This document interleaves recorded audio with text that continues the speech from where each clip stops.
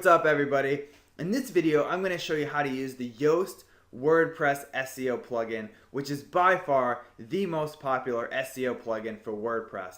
To install it, head over to your WordPress dashboard, hover over the Plugins tab on the left-hand side, and click Add New.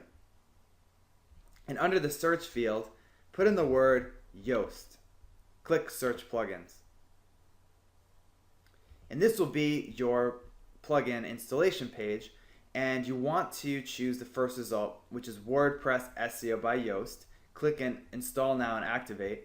Once that's done, you'll end up here, which is your plugins page. Now there's two ways to access the settings for the Yoast SEO plugin. The first is on your plugins page, just scroll towards the bottom, and under WordPress SEO, click Settings.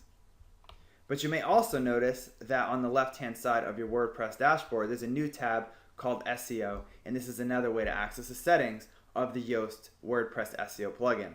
Now, I'm just going to walk you through the basics of the plugin, and in later videos, I'm going to go into more detail on how to use this plugin. So, first, let's head over to the dashboard.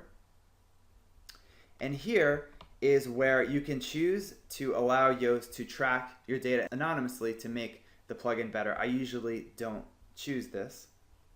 And then under Webmaster Tools, this is where you can verify, Google Webmaster Tools or Bing Webmaster Tools if you haven't done that already. The next section we're going to look at is actually the most important, which is titles and metas. And this is where you can choose the title tags and meta tags in general for your posts and pages, including your home page. So in general, you should just leave all this empty. So do not click any of these things, because what we're going to do is, when you publish a post, you're going to actually be able to put in a unique title if you choose to make it different than the title of the post itself. So if you choose this, it'll actually overwrite it for you. So next you want to click on the Home tab, and this is where you can edit the home page settings of your website, and depending on how your WordPress installation is set up, you can either edit it here or you can edit it from within the page, and I'll go over that in a later video.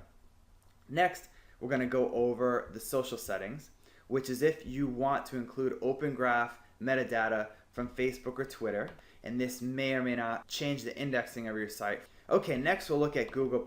Now Google+ is if you want to choose an author for the homepage, right? Now if you've set up Google+ authorship on your website, it'll automatically add authorship to posts. But for your homepage, that's not always the default setting, and Google doesn't always recognize the homepage author. So you would just choose your username from this menu. Next, click on XML sitemaps. And this just makes sure that you have a sitemap, which is obviously something that helps search engines index your website. And permalinks. Now this is where you can change the permalinks, which is just another name for the URL of your site. You can also do that within WordPress, and I'll go over this in another video. Next, we will look at edit files. Now this is something you don't usually want to change. So robots.txt just tells Google and other search engines how they're able to access your website, and htaccess is pretty much the same thing. So you usually don't want to edit any of these files. Finally, we'll go over some of the within post editing functions of Yoast WordPress SEO plugin. So when you add a new post, generally you just put your title here and your content here and click publish, and you're good to go.